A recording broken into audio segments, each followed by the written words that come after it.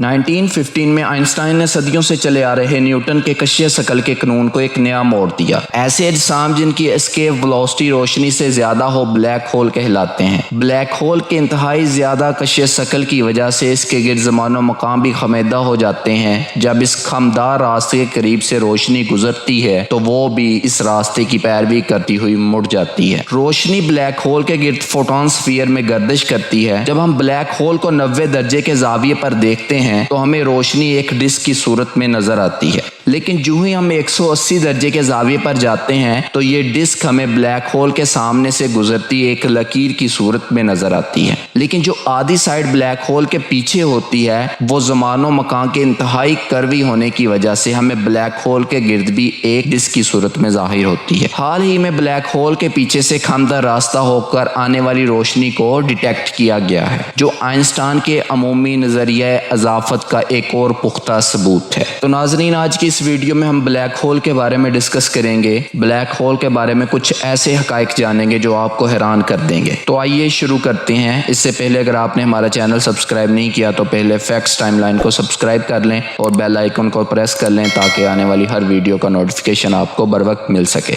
आप एक गेंद लेते हैं और उसे आसमान की तरफ फेंकते हैं, लेकिन ऊपर जाते हुए उसकी रफ्तार कम होती जाती है और एक मकाम पर रफ्तार सिफर हो जाती है और गेंद ज़मीनी कशिश शकल के बायस वापस जमीन पर आ जाती है। गेंद कितनी बुलंदी पर जाकर वापस आती है ये इस बात पर मुनहसर है कि आप गेंद को कितनी रफ्तार से ऊपर फेंकते हैं। अगर आप एक खास रफ्तार से गेंद को ऊपर फेंकते हैं तो वो गेंद जमीन पर वापस नहीं आती बल्कि खला में चली जाती है और ये रफ्तार जमीन के लिए तकरीबन 11 किलोमीटर फी सेकंड है, जिसे फिजिक्स की जबान में एस्केप वेलोसिटी कहते हैं। लेकिन क्या हो अगर ये वेलोसिटी रोशनी की रफ्तार से ज्यादा हो जाए? ये ख्याल सबसे पहले जॉन मिचेल ने 1783 में पेश किया। उसने हमें बताया कि कायनात में ऐसे अजसाम भी मौजूद हो सकते हैं जिनकी एस्केप वेलोसिटी रोशनी की रफ्तार से ज्यादा हो। जब इन अजसाम पर रोशनी पड़ेगी तो एस्केप वेलोसिटी ज्यादा होने के बाइस रोशनी वापस रिफ्लेक्ट नहीं होगी, इसलिए वो अजसाम हमें नजर नहीं आएंगे, जिसे मिचेल ने डार्क स्टार्स का नाम दिया। ब्लैक होल के बारे में यह पहला ख्याल था। आइंस्टाइन ने 1915 में कशिश शकल की तारीफ को मजीद वाज़ेह करते हुए अमूमी नजरिया इजाफत पेश किया। इस नजरिए के मुताबिक कशिश शकल कोई कुव्वत नहीं, ज़मानो मकान में जितनी ज्यादा कमियत या तवानाई होगी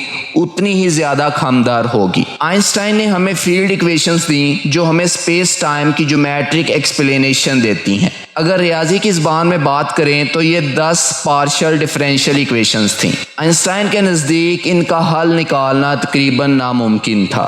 आइंस्टाइन उस वक्त गलत साबित हुए जब एक जर्मन फौजी ने जंग अजीम अव्वल में रात को मोर्चों में बैठकर इन फील्ड इक्वेशन का हल निकाला, जिसे हम श्वार्ज़शील्ड मैट्रिक कहते हैं, जो कुछ यूं है: R = 2gm/c²।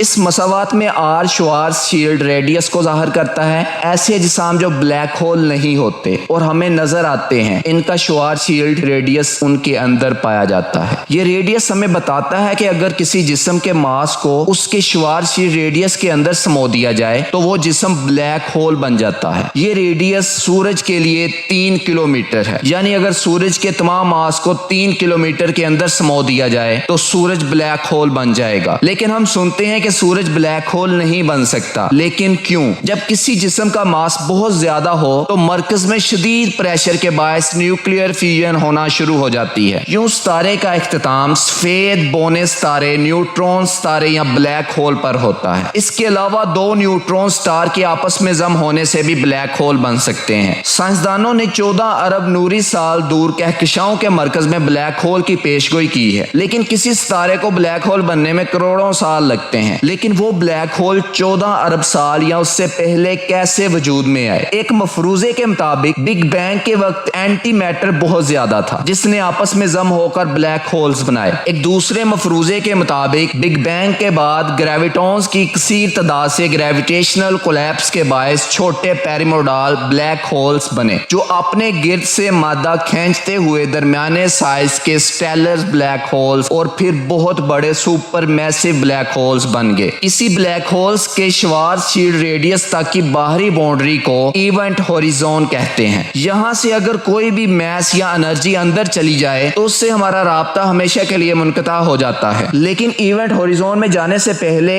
ایسی سٹیبل جگہ موجود ہوتی ہے جہاں روشنی بلیک ہول کے گرد بلیک ہول میں گرے ہوئے بغیر رہ سکتی ہے, جسے فوٹون سفیر کہتے ہیں. بلیک ہول کی کشش ثقل کے باعث ایونٹ ہوریزون کے اس پار نہ جانے کے لیے کسی شے کو فوٹون سفیر میں سی کی رفتار سے سفر کرنا پڑتا ہے, یعنی کہ سپیڈ آف لائٹ کی رفتار سے گزرنا پڑتا ہے. اگر کوئی مادی جسم فوٹون سفیر میں چلا جاتا ہے تو اس کا ایونٹ ہوریزون کے باہر چلے جانا طے ہو جاتا ہے. یہ فوٹون سفیر شوارزشیلڈ ریڈیس کا تقریباً 1.5 گنا ہوتا ہے. جب ہم کہتے ہیں کہ ہم نے بلیک ہول کو دیکھا ہے تو ہم اصل میں اس فوٹون سفیر کو ہی دیکھ رہے ہوتے ہیں جہاں روشنی ایونٹ ہوریزون کے گرد چکر لگا رہی ہوتی ہے. مادی جسم کو بلیک ہول میں گرنے سے بچنے کے لیے فوٹون سفیر سے پیچھے رہنا ہوتا ہے, جہاں انہیں سٹیبل رہنے کے لیے روشنی کی رفتار کے قریب حرکت کرنا ہوگی. بلیک ہول کے گرد مادے کی اس گردشی مدار کو ایکریشن ڈسک کہتے ہیں. لیکن سوال اب یہ آتا ہے کہ انٹرسٹیلر میں بلیک ہول مختلف کیوں دکھایا گیا ہے؟ عام طور پر ہمیں بلیک ہول کی جو امیج دکھائی جاتی ہیں وہاں ہمارا ریفرنس پوائنٹ ایکریشن ڈسک کے بالکل 90 درجے زاویے پر ہوتا ہے, جہاں سے ہم ایونٹ ہوریزون کے گرد ایک دائرے میں روشنی کو دیکھتے ہیں. لیکن جو ہی ہم اس ایکریشن ڈسک کے 180 درجے زاویے پر جاتے ہیں تو ہمیں accretion disk interstellar black hole کی طرح نظر آتی ہے, جس میں ایونٹ ہوریزون کے درمیان میں ایک سیدھی سی روشن لکیر ایکریشن ڈسک ہوتی ہے. لیکن سوال یہاں پہ پھر یہ آتا ہے کہ ایونٹ ہوریزون کے گرد گور روشن ڈسک کہاں سے آ جاتی ہے؟ آئنسٹائن کے نظریہ